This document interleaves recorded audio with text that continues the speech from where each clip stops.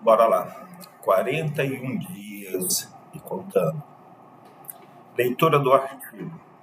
Interculturalidade e decolonialidade. Do poder, um pensamento e posicionamento outro a partir da diferença colonial.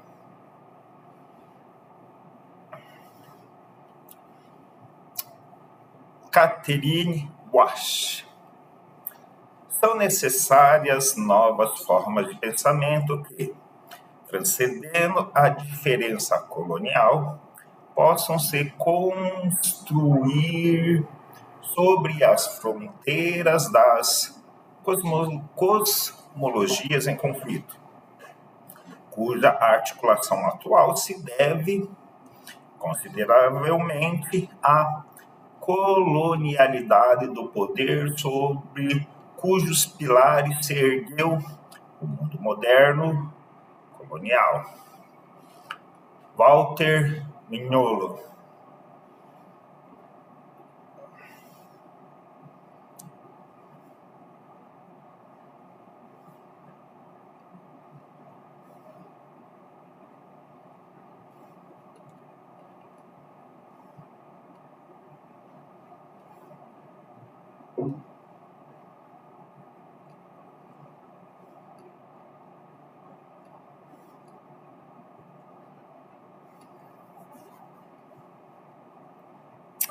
Introdução. Na América Latina e particularmente no Equador, o conceito de interculturalidade assume significado relacionado a geopolíticas de lugar e espaço. Desde a histórica e atual resistência dos indígenas e dos negros, até suas construções de um projeto social, cultural, político, ético e epistêmico orientado em direção à descolonização e à transformação. Mais que a simples ideia de inter-relação ou comunicação, como geralmente se entende no Canadá, Europa e Estados Unidos, a interculturalidade aponta e representa processos de construção de um conhecimento outro, de uma prática política outra, de um poder social e estatal outro e de uma sociedade outra. Uma outra forma de pensamento relacionada com e contra a modernidade, colonialidade, e um paradigma outro que é pensado por meio da praxis política. Em contraste com os construtos teóricos criados dentro da academia para serem aplicados em certos objetos ou casos para análise, a interculturalidade, tal como é apresentada e compreendida aqui, é um conceito formulado e carregado de sentido principalmente pelo movimento indígena equatoriano, conceito ao qual este movimento se refere até 1990, como um princípio ideológico. Como tal, essa configuração conceitual é, por si mesma, outra. Em primeiro lugar, porque provém de um movimento étnico-social, mais do que uma instituição acadêmica. Depois, porque reflete um pensamento que não se baseia nos legados coloniais eurocêntricos e nem nas perspectivas da modernidade. E, finalmente, porque não se origina nos centros geopolíticos de produção do conhecimento acadêmico, ou seja, do norte global. Esse trabalho explora a significação da interculturalidade como uma perspectiva e prática outra, que encontra sustentação e razão de existência na colonialidade do poder. Não se pretende reificar o conceito de interculturalidade ou de pensamento indígena com ela relacionado. Ao contrário, esse trabalho busca chamar a atenção para a relação entre a interculturalidade e a colonialidade do poder com a diferença colonial. E busca fazê-lo tal como são pensadas e praticadas particularmente pelo pensamento alternativo produzido pelo movimento indígena, que se volta à classificação étnico-racial, à dominação estrutural e à descolonização, assim como a contestação e a distinção em relação a discussões relativistas que se efetuam a partir da diferença cultural e da multiculturalidade. Enfatizando particularmente a noção de interculturalidade epistêmica e posicionando-se como prática política, como contrarresposta à hegemonia geopolítica do conhecimento, este trabalho se organiza em torno à associação da interculturalidade com a política cultural ou identitária, por meio de configurações conceituais que denotam outras formas de conhecimento, partindo da necessária diferença colonial rumo à construção de um mundo diferente. Seu interesse consiste simultaneamente em esclarecer como essas configurações são constitutivas do projeto do movimento indígena equatoriano e considerar suas implicações e possibilidades para o projeto participativo do pensamento crítico social. A área que conta com um crescente número de pesquisadores intervinculados na América Latina e nos Estados Unidos, que se reflete neste livro.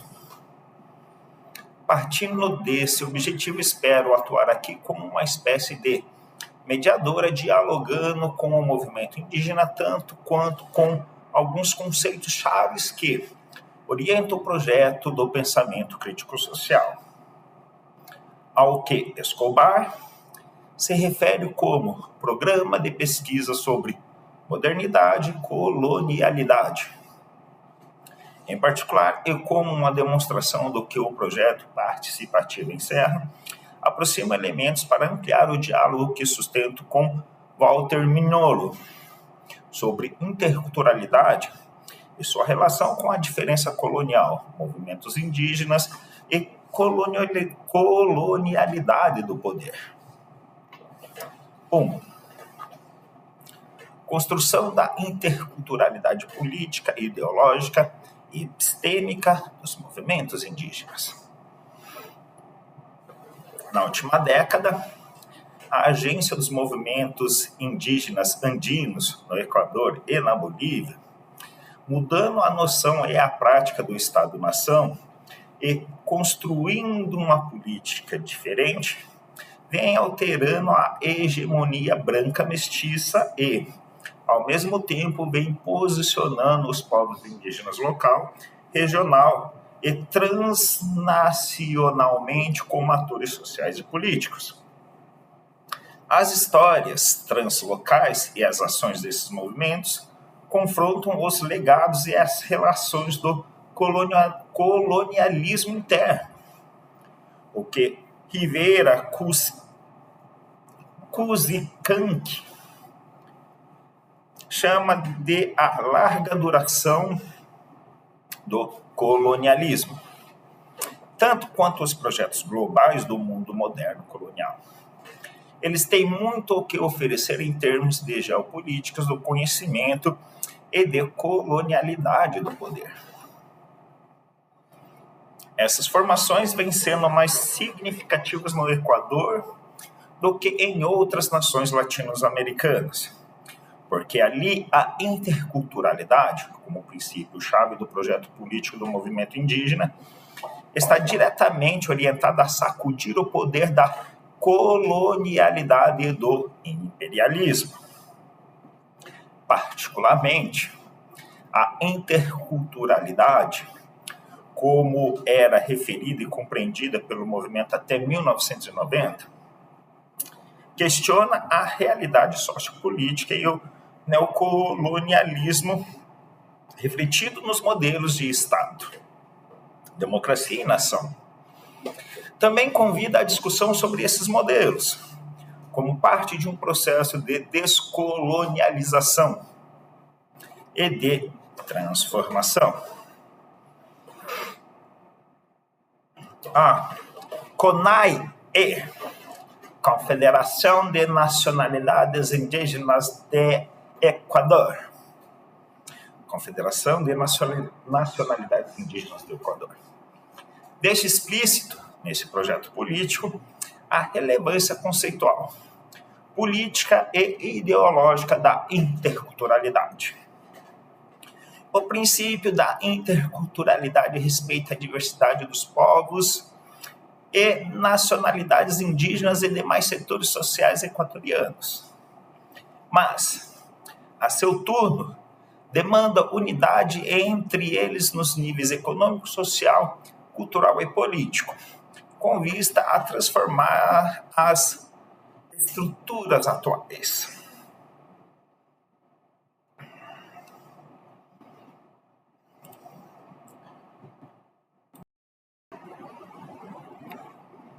Pausa reflexiva. Nota de rodapé 2. Referindo-se a imperialismo.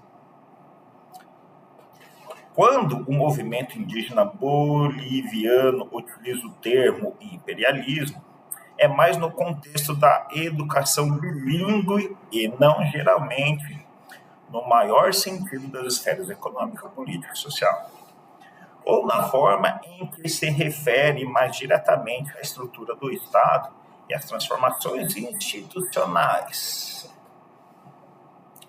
Nota de rodapé 3. A respeito da descolonialização e transformação como parte de um processo, por Walsh, 2002. Essa estratégia também é colocada em evidência nos esforços do movimento por construir seu próprio modelo de educação como uma resposta à prática generalizada de atitudes neocoloniais que tendem a eliminar o conhecimento como um instrumento de desenvolvimento e de solução dos problemas socioculturais e econômicos existentes. Essa estratégia é colocada em evidência nos esforços do movimento por construir seu próprio modelo de educação, como uma resposta à prática generalizada de atitudes neocoloniais que tendem a eliminar o conhecimento como um instrumento de desenvolvimento e de solução dos problemas socioculturais e econômicos existentes. Ok. Continuando.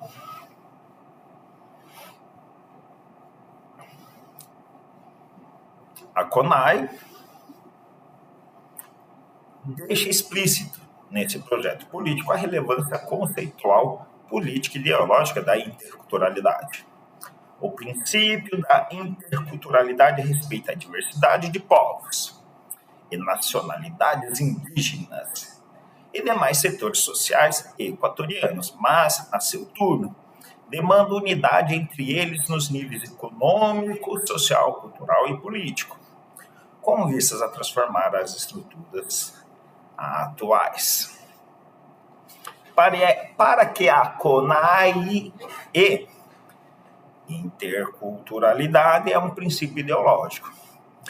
Um dos novos que constituem e dirigem seu projeto político. Fundamental na construção de uma nova democracia, naturalmente anticolonialista, anticapitalista, antiimperialista e antissegregacionista, que garante a máxima e permanente participação dos povos e das nacionalidades indígenas nas tomadas de decisão.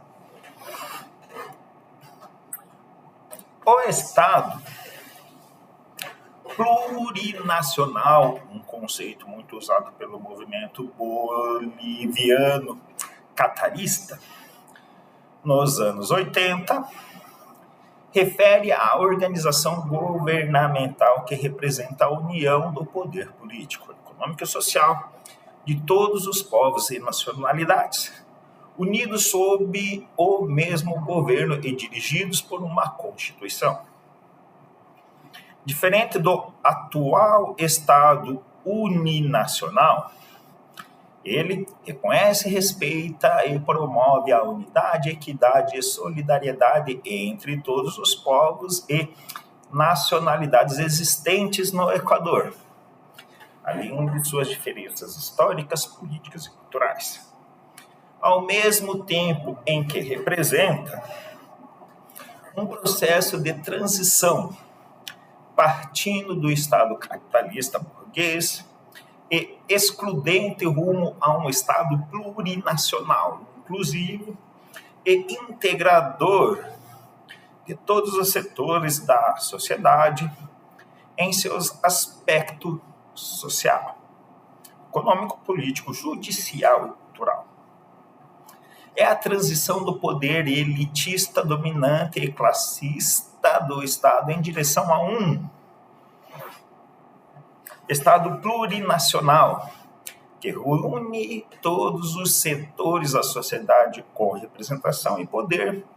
O propósito do Estado plurinacional é resolver gradualmente cada uma das heranças sociais cristalizadas, como o analfabetismo, a pobreza, o desemprego, o racismo, a produção incipiente, etc., trabalhando para satisfazer basicamente as necessidades material, espiritual e cultural, que garantam o exercício dos direitos individuais e coletivos. Nota de rodapé. Em referência ao movimento boliviano catarista. Em contraste com o Equador, o interesse atual dos movimentos indígenas bolivianos, particularmente o dos Aymaras, não se concentra no Estado per se. Sua atenção se orienta para a recuperação da memória em relação à organização regional dos Aylus, como uma forma para repensar o projeto estatal sem Estado.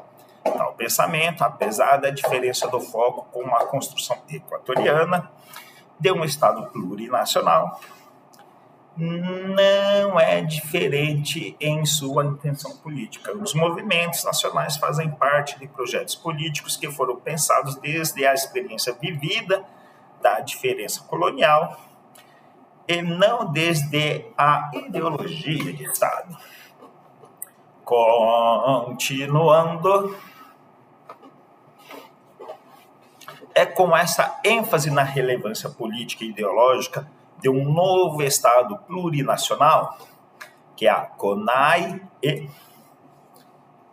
posiciona intencionalmente a interculturalidade como um elemento central de práticas e processos que são necessariamente estabelecidos como oposição e, por isso, contra-hegemônicos e transformadores.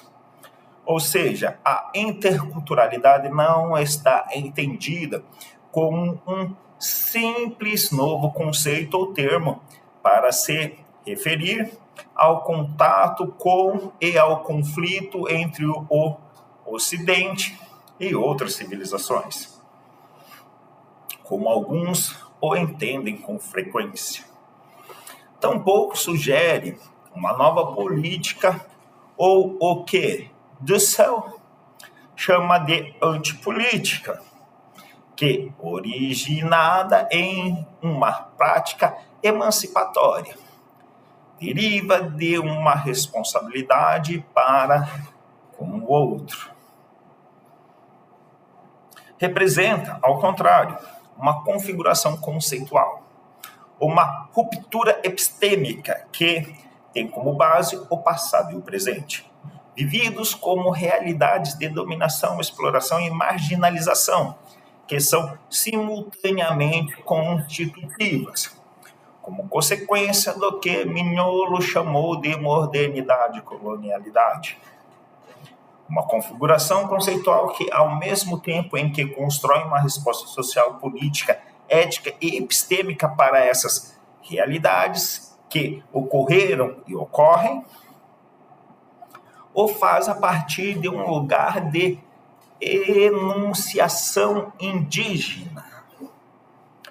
Pausa. Nota de rodapé 5.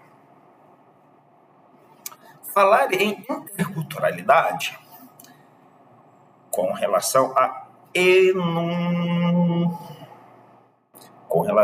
ao lugar de enunciação indígena, falar em interculturalidade como uma construção de e a partir de um lugar indígena de enunciação não significa sugerir que outros setores não possam usar o termo. Significa aceitar que, no Equador, um movimento indígena que definiu interculturalidade, ele deu significação social, política e ética. Continuando, como Mujolema argumenta, esse lugar de enunciação é um lugar político que compreende tanto o sujeito da enunciação quanto um programa político e cultural. E, sob minha perspectiva, também um programa com caráter epistêmico. O que significa falar em virada epistemológica? Em relação ao conceito de interculturalidade e qual é a sua incidência no programa do movimento indígena? De acordo com o meu diálogo contínuo com o movimento indígena e segundo minha compreensão da construção conceitual, a interculturalidade representa uma lógica, não simplesmente um discurso, construída a partir da particularidade da diferença. É uma diferença na terminologia de Mignolo, que é colonial, que é consequência da passada e presente subordinação de povos, linguagens e conhecimentos.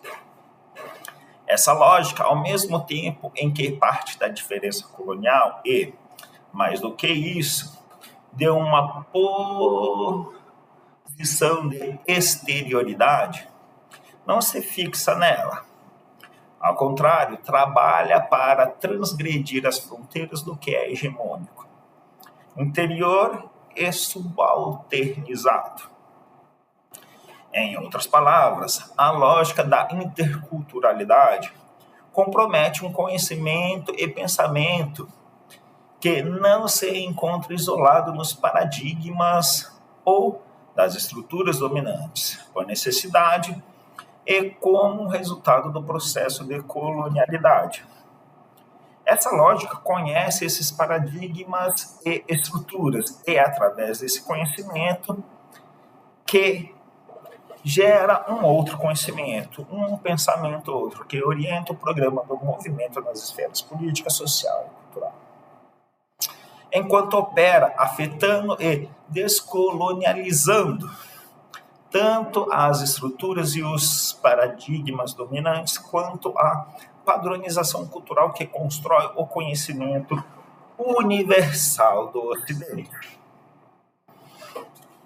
Um claro exemplo que pode ser encontrado na conceitualização, organização da universidade intercultural das nacionalidades e dos povos indígenas. O INPI, a qual o movimento chama de Amataibazi, a Casa do Conhecimento. Foi fundada no ano de 2000 como um componente educacional do projeto político da CONAIE, baseado na necessidade de preparar pensadores que pudessem ocupar o papel de reais protagonistas na construção de uma sociedade mais equitativa e justa. Com esse projeto, a UINPI se orienta através de uma construção intercultural de teoria, reflexão e prática que facilita uma compreensão diferenciada das realidades global, nacional e local. E, ao mesmo tempo, articula diversas racionalidades e cosmovisões em uma racionalidade de Abdallah, que tem um caráter fundamentalmente vivido e interrelacional. CONAIE e CCI, em contraste com outras instituições de ensino superior, é um projeto intelectual, social e político das nacionalidades e dos povos indígenas, proposto para toda a sociedade equatoriana e pensado a partir da necessidade de reconstruir conhecimentos orientados a possibilitar um real impacto social.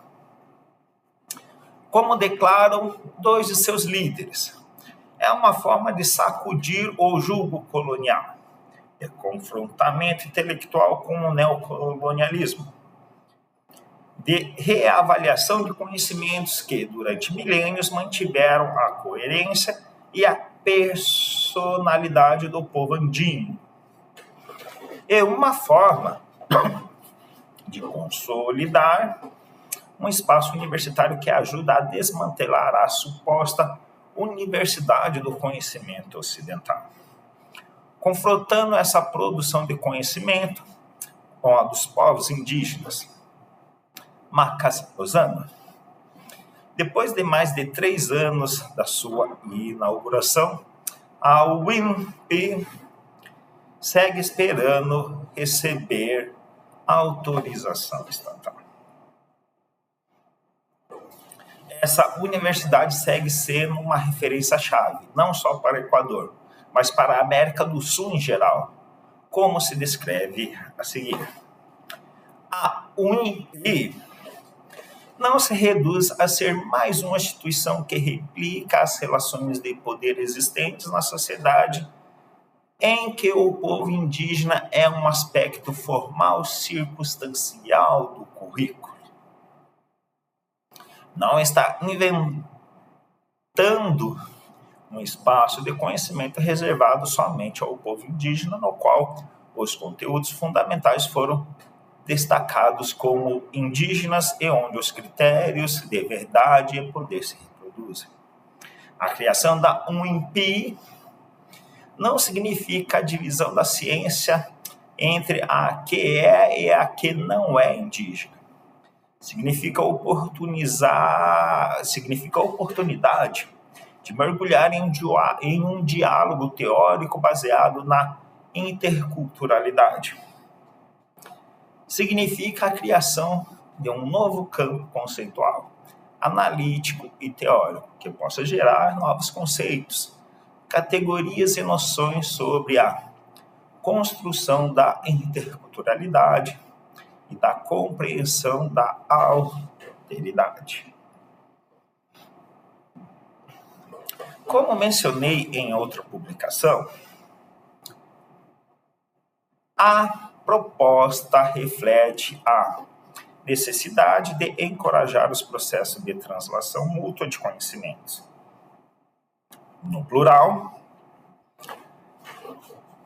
o objetivo não é a mescla ou a hibridização das formas de conhecimento, nem uma forma de invenção do melhor dos dois mundos possíveis. Pelo contrário, representa a construção de um povo, ou melhor, pelo contrário, representa a construção de um novo espaço epistemológico que incorpora, negocia os conhecimentos indígenas e ocidentais. E tanto suas bases teóricas quanto as experimentais, mantendo consistentemente como fundamental a colonialidade do poder e a diferença colonial da qual vêm sendo sujeitos. Surge aqui a possibilidade de falar em uma interepistemologia, como uma possível forma de se referir a esse campo relacional. Nessa construção conceitual, tanto a partir do olhar da UIP, quanto do projeto político maior, a interculturalidade indica uma política cultural e um pensamento oposicional, não simplesmente baseado no reconhecimento ou na inclusão, mas sim dirigido à transformação das estruturas socio-históricas. Uma política e um pensamento que tendem à construção de uma proposta alternativa de civilização e sociedade. Uma política a partir de e para a confrontação do poder, mas que também proponha outra lógica de incorporação, uma lógica radicalmente distinta da orientada pelas políticas estatais de diversidade. Não que busque a inclusão no Estado-nação, mas que, ao contrário, conceba uma construção alternativa de organização, de sociedade, de educação e de governo, na qual a diferença não seja aditiva, mas constitutiva. Como tal, a lógica da interculturalidade é importante, não só para compreender o projeto do movimento indígena equatoriano, mas também, como destaca Mignola, para imaginar uma futura diferença. Mas, enquanto a configuração e a prática da interculturalidade no conceito do movimento indígena estão claramente sustentadas nas experiências históricas e na racialização que formou a colonialidade do poder nas Américas, essa configuração e essa prática continuam concebendo a noção de que o conflito é indígena, branco, mestiço. Como tal, as identidades negras, a cultura negra e a produção epistêmica ficam invisibilizadas nas propostas indígenas, contribuindo também para a subalternização dos afros equatorianos, não só pela sociedade dominante, mas também pelo movimento indígena. Desse modo, o processo de racialização e de racismo subjetivo, institucional e epistêmico não está vencido, mas, em certo sentido, reconfigurado. Isso traz à minha mente o argumento de Fanon, de um sentimento de inexistência. É por essa razão que os negros são reticentes em assumir a interculturalidade tal como é proposta pelo movimento indígena. A interculturalidade, no caso dos afro-equatorianos, refere-se menos à transformação social e política e mais ao processo interno da comunidade de base. Aponta a necessidade de reconhecer e visibilizar os conflitos racializados entre distintos grupos, incluindo indígenas e negros, e a necessidade de assumir os processos de dentro de casa, como percussores das interrelações.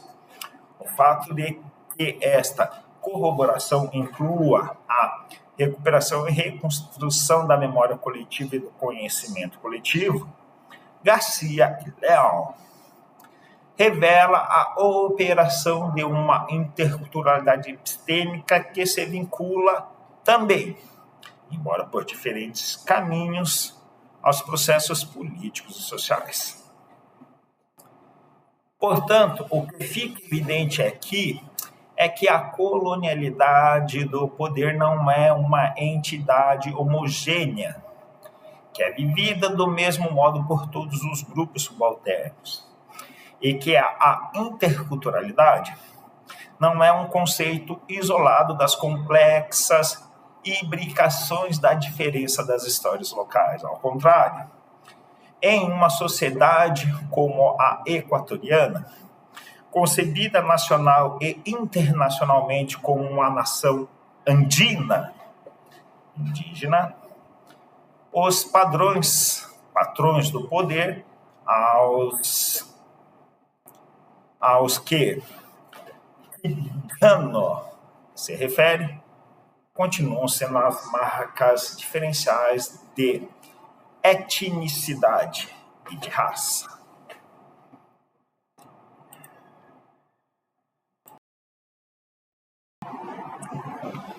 Bora lá, 41 dias e contando. Segunda parte. Leitura do artigo Interculturalidade e Decolonialidade do Poder, um pensamento e posicionamento outro, a partir da diferença colonial, por Catherine Walsh. São necessárias novas formas de pensamento que, transcendendo a diferença colonial, possam se construir sobre as fronteiras das cosmologias em conflito, cuja articulação atual se deve consideravelmente à colonialidade do poder, sobre cujos pilares se ergueu o mundo moderno colonial. 2.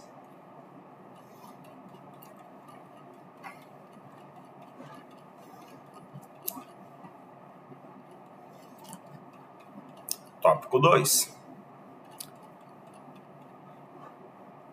Interculturalidade, multiculturalismo e diferença colonial. Depois de ter compreendido as construções conceituais da interculturalidade, a distinção com o conceito de multiculturalismo torna-se vital, seja para o desenvolvimento de nosso projeto conjunto, seja para pensar e atuar em direção a um futuro que ofereça alternativas ao capitalismo, especialmente a sua mais recente formação neoliberal. Walter Mignolo sugere que a dificuldade para compreender a diferença entre essas duas palavras aponta para uma das dificuldades do monotipismo do pensamento moderno, a impossibilidade de pensar fora das categorias da modernidade e de não ser capaz de compreender a importância da geopolítica do conhecimento e do lugar de enunciação epistêmico, político e ético. Portanto, a interculturalidade faz parte desse pensamento outro, que é construído a partir do particular lugar político de enunciação do movimento indígena, mas também de outros grupos subalternos, um pensamento que constrata com aquele que encerra o conceito de multiculturalismo. a lógica e a significação daquele que tende a sustentar os interesses hegemônicos. Além do mais, isso se relaciona precisamente com a predominância desse último pensamento, o que faz com que a interculturalidade e a multiculturalidade sejam empregadas frequentemente pelo Estado e pelos setores brancos mestiços, como termos sinônimos, que derivam mais das concepções globais ocidentais do que dos movimentos socio-históricos e das demandas e propostas subalternas. O termo por si só instala e torna visível uma geopolítica do conhecimento que tende a fazer desaparecer e a obscurecer as histórias locais, além de autorizar um sentido universal das sociedades multiculturais e do mundo multicultural. Em seu uso, não só no Equador, mas em toda a região andina, o termo basicamente refere à diversidade da sociedade e à necessidade de manter a unidade na diversidade. Na prática, tem significado. Nos anos 60, uma concessão à diversidade no UNI, ou Estado-nação singular. A diversidade na unidade. Como Muyolema observa, essa concessão ao outro se circunscreve à insularidade na ordem nacional, deixando a base ideológica da nação imune a questionamentos. O reconhecimento em um número importante de constituições latino-americanas por volta dos anos 90. Da natureza multi ou pluricultural das sociedades é demonstrativa dessa orientação, assim como a inclusão da interculturalidade nas reformas educativas do Peru, da Bolívia e do Equador como um critério transversal. Uma inclusão que, na essência, significou um pouco menos que as mínimas e frequentemente estereotipadas considerações rumo à diversidade étnica. Na prática, esse problema assume significados particularmente relevantes na esfera educacional, podendo ser observado, por exemplo, na produção de materiais didáticos, na formação de professores e nos currículos escolares. Sob guarda-chuva da interculturalidade, os livros escolares respondem a uma política de representação que, incorporando muitas imagens de indígenas e povos negros, só servem para reforçar estereótipos e processos coloniais de racialização. Nota de rodapé: processos coloniais de racialização. Para uma excelente discussão acerca desse problema, conferir trabalho, textos escolares e interculturalidade, representação da diversidade cultural equatoriana, por Sebastián Ganda.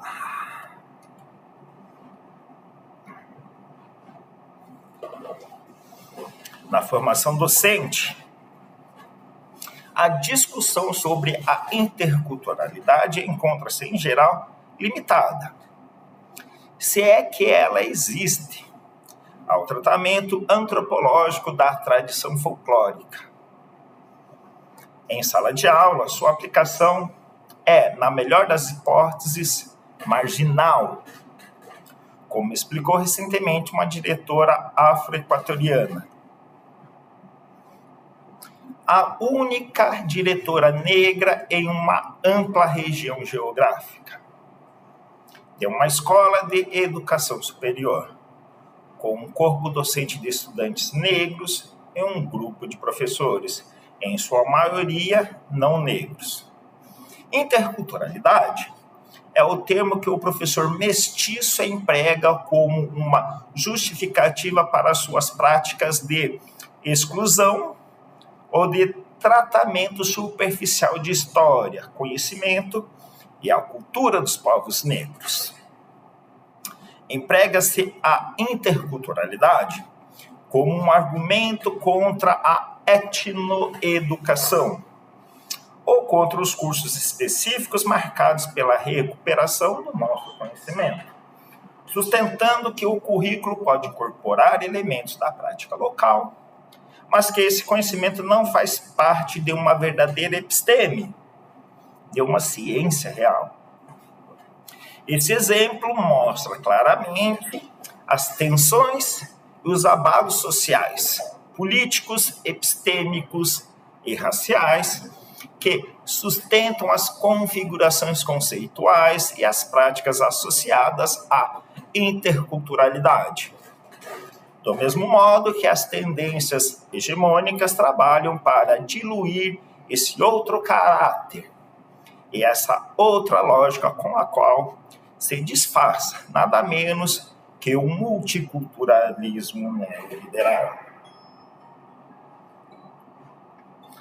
A ausência de uma clara distinção entre os termos tornou-se mais complicada no Equador com a reforma constitucional de 1998, por meio da qual o Estado assumiu a responsabilidade de fomentar a interculturalidade de modo a inspirar suas políticas e integrar suas instituições de acordo com os princípios de equidade e igualdade entre as culturas.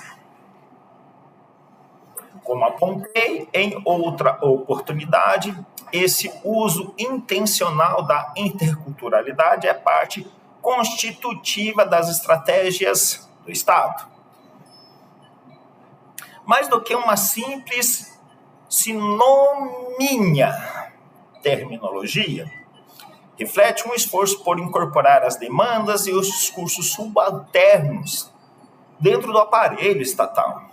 Uma estratégia que, desde 1990, e em resposta ao projeto emergente dos movimentos indígenas, teve como objetivo uma política de incorporação e divisão, desenhada não simplesmente para deliberar a oposição, mas para fazê-lo com vistas a assegurar a implementação de um projeto neoliberal.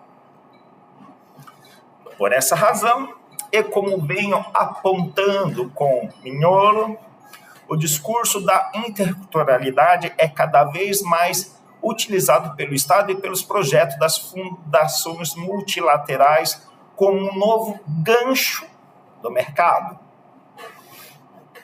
Ao assumir a interculturalidade no interior da política e do discurso do Estado, e de modo similar dentro do discurso e das políticas de instituições multilaterais, como o Banco Mundial, sua fundamental significação transformativa, tal qual é concebida pelos movimentos indígenas, é delimitada e cooptada. Paralelismo similar pode ser observado nas reformas educativas do Equador e da Bolívia, que fazem referência aos legados coloniais, dando a aparência de que tais legados estão sendo retificados na nova diversidade política do Estado. Parece que tudo o que vínhamos testemunhando até aqui não era outra coisa senão a integração dos conceitos concebidos pelos grupos subalternos como indicadores da diferença colonial dentro dos paradigmas hegemônicos, esvaziando-os de sua oposição política, ética e epistêmica. O reconhecimento e a tolerância para com os outros que o paradigma multicultural promete não só mantém a desigualdade social, como deixa intacta a estrutura social e institucional que constrói, reproduz e mantém essas desigualdades. O problema, então, não se concentra simplesmente nas políticas do multiculturalismo como um novo paradigma dominante na região e no globo, mas também nos meios de que cada política se vale para ofuscar tanto a subordinação colonial quanto as consequências da diferença colonial, incluindo o que Mignolo designou como racismo epistêmico da modernidade. Cada uma dessas questões é aplicável às disciplinas acadêmicas. A recente abertura do campo da filosofia, por exemplo, para incluir ou incorporar aos outras culturas, outros conhecimentos, sem nenhuma mudança radical na dominância branca e branco-mestiça prevalecente, e com a estrutura e o sistema eurocêntricos de pensamento. A filosofia, que é referida como intercultural por intelectuais latino-americanos como Raul Fonet Betancourt, Arturo Reich e outros, parece não ser nada mais que uma manifestação do novo multiculturalismo disciplinar. Mas que isso? Nutre-se de um diálogo sobre a diferencialidade localizada. Pensamento baseado no reconhecimento de que a filosofia, como outras disciplinas, vem perpetuando a diferença epistêmica. A interculturalidade, tal e como é aqui compreendida e aplicada, promove uma inclusão vazia de lugar político. Em outras palavras, põe-se em marcha um simulacro de inclusão, enquanto na prática realiza-se a exclusão de indígenas e afros, mas também de mulheres, populações rurais e outros grupos historicamente subalternizados, como sujeitos com um projeto e uma crítica epistêmica, política e cultural. Um pensamento que difere radicalmente em sua lógica e em sua fundação sócio-histórica e política da lógica dos filósofos brancos e brancos mestiços de base eurocêntrica. Isso é o que propõe um diálogo intercultural, o qual permite um descobrimento da América em toda a sua variedade e diversidade. Em contraste com esse uso de parte das disciplinas e do Estado, a interculturalidade, como é concebida pelo movimento indígena, introduz o jogo da diferença colonial que o conceito de multiculturalidade esconde, como Mignolo assinala claramente. Por isso, quando o Estado emprega a palavra interculturalidade no discurso oficial, o sentido é equivalente à multiculturalidade. O Estado quer ser inclusivo, reformador, para manter a ideologia neoliberal e a primazia do mercado. Mas, em todo caso, é importante reconhecer as reformas que podem ser realizadas através das políticas de Estado. Do mesmo modo, é importante reconhecer que o projeto intercultural no discurso dos movimentos indígenas está dizendo outra coisa. Está propondo uma transformação. Não está pedindo reconhecimento e a reclusão em um Estado que reproduz a ideologia neoliberal e o colonialismo interno. Está reclamando a necessidade que o Estado reconheça a diferença colonial, ética, política e epistêmica. Está pedindo que se reconheça a participação dos indígenas no Estado, a intervenção paritária e capaz de reconhecer a diferença atual de poder, isto é, a diferença colonial e a colonialidade do poder ainda existente dos indígenas na transformação do Estado e, por certo, da educação, da economia, da lei.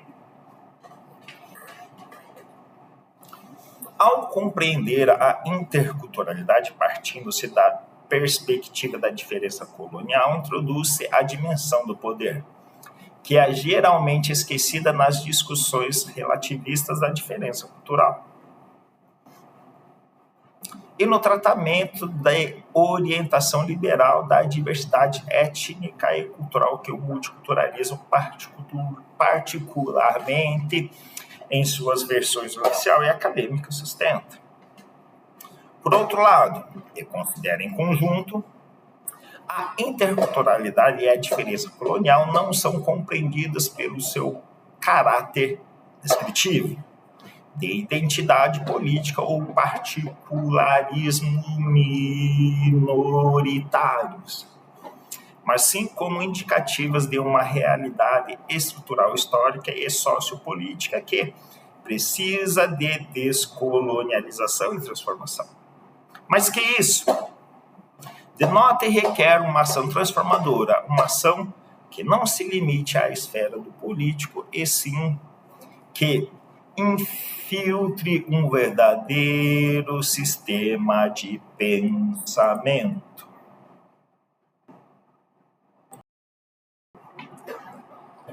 Bora lá. 41 dias e contando. Parte 3. Leitura do artigo Interculturalidade e Decolonialidade do Poder. Um pensamento e um posicionamento outro a partir da diferença colonial. Por Catherine Walsh. São necessárias novas formas de pensamento que, transcendendo a diferença colonial, possam se construir sobre as fronteiras das cosmologias em conflito, cuja articulação atual se deve consideravelmente à colonialidade do poder, sobre cujos pilares se ergueu o mundo moderno, colonial. Walter Mignolo. Texto ou capítulo 3.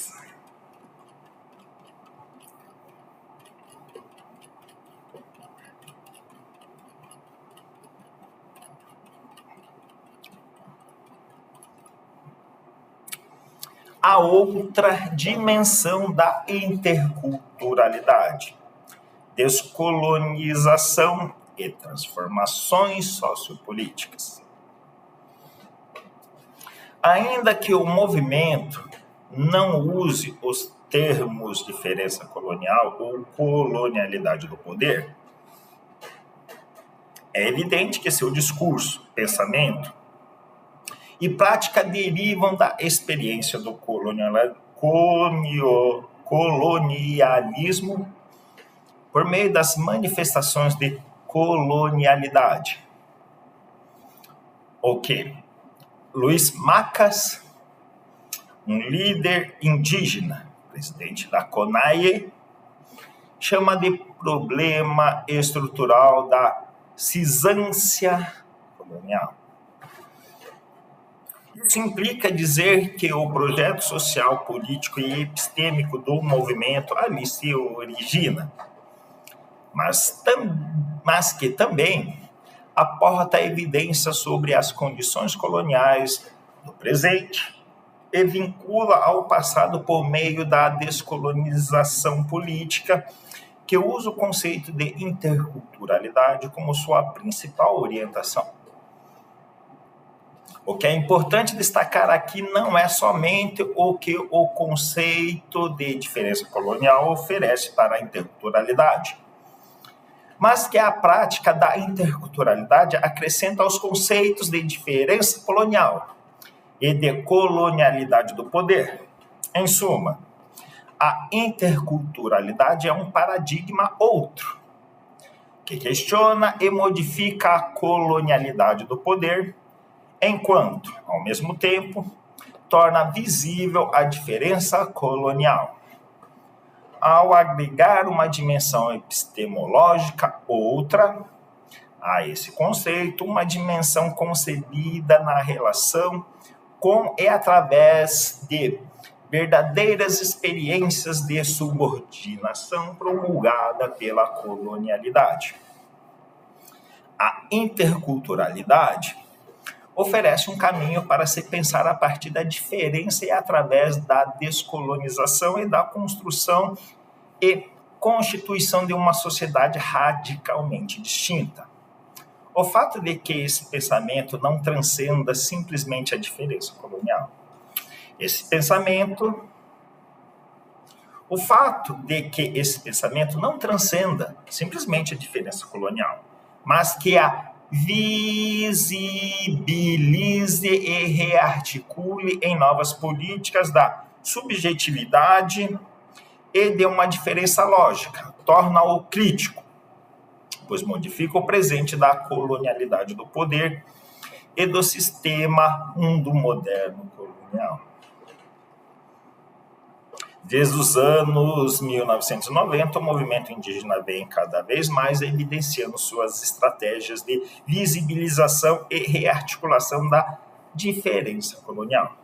Mesmo que essas estratégias se tenham modificado no decorrer do tempo. Por exemplo, as grandes mobilizações desde 1990 conferiram visibilidade e construíram uma base étnica de política de resistência, alterando a percepção generalizada sobre os povos indígenas considerados camponeses rurais e peões, rumo à sua compreensão como atores sociais e políticos. Tal mudança forneceu as bases não somente para um novo reconhecimento do e através do movimento indígena, mas também, o que é mais importante, para a corroboração de uma organização sociopolítica dentro do movimento em si, tanto em nível local quanto nacional. Em 1991, o ministro do Bem-Estar Social referiu-se à CONAE como parte de um processo sem comparação histórica no país. Nesse processo, a interculturalidade tornou-se a ferramenta conceitual que organiza a diferença colonial. As políticas da subjetividade do movimento e seu pensamento e as ações relacionadas com o problema da colonialidade do poder. Do mesmo modo, é a subordinação propagada pela diferença colonial e a colonialidade do poder que a criou, e segue criando as condições para o projeto de interculturalidade.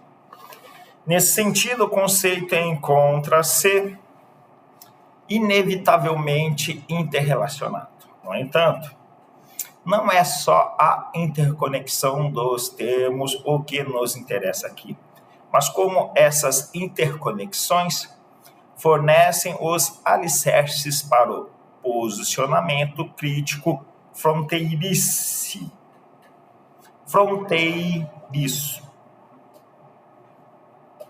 cujo caráter epistêmico, político e ético orienta-se para a diferença e a transformação das matrizes do poder colonial.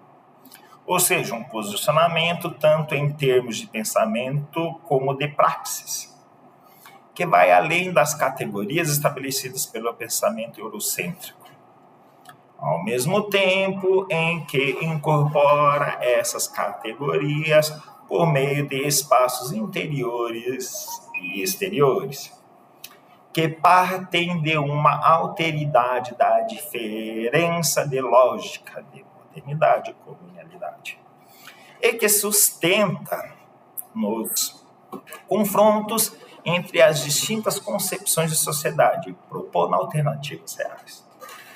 A noção de posicionamento crítico fronteiriço se enraiza na concepção de pensamento fronteiriço de Mignolo, uma forma de pensar a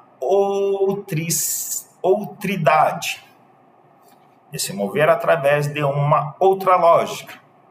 Em suma, de mudar os termos não só no sentido de se manter uma conversação.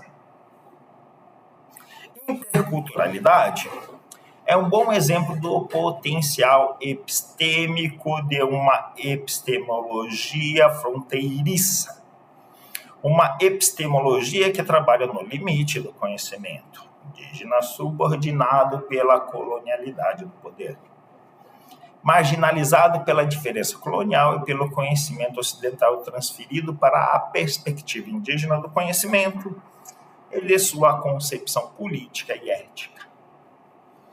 Enquanto a própria construção da interculturalidade é um exemplo óbvio do pensamento fronteiriço, sua aplicabilidade, sua aplicação epistêmica e sociopolítica na UIMP, a qual o movimento designa como pluriversidade, em oposição à universidade, deixa bem clara a ideia de pensamento fronteiriço. Sua estrutura e organização partem de uma lógica tomada do conhecimento e da cosmovisão indígenas, e o currículo os coloca em diálogo crítico com o conhecimento e com as formas de conhecimento tipicamente associadas ao mundo ocidental. Nesse processo, o conhecimento e o pensamento indígena não se encontram reificados, mas servem como base a partir da qual é possível dialogar com, revertendo a histórica subalternização e propondo uma incorporação diferente, como refere Mignolo. Esse pensamento pluritópico e dialógico da universidade e do Estado contrasta com o seu caráter monotópico e inclusivo. É essa reformulação do conhecimento, em diálogo com outros conhecimentos, a que abre uma nova perspectiva de uma ordem geopolítica de produção do conhecimento. Essa reformulação e essa perspectiva não implicam em simplesmente se colocar o conhecimento em diálogo, mas em se adotar um posicionamento crítico sobre esses conhecimentos em face dos objetivos do projeto de transformação. Nesses projetos, tem-se um pensamento crítico fronteiriço, é um posicionamento que irrompe na universalidade de construtos, como conhecimento, estado e poder. Afirmando as perspectivas indígenas e trabalhando no limite das perspectivas indígenas e não indígenas, alimentando uma interculturalização. Falar em um posicionamento crítico fronteiriço significa reconhecer a capacidade do movimento de entrar e ir para dentro do trabalho com e entre os espaços social, político, epistêmico, antes negados, e reconceitualizar esses espaços através de formas que respondam à persistente recolonialização do poder, olhando para a criação de uma nova civilização alternativa. Finish.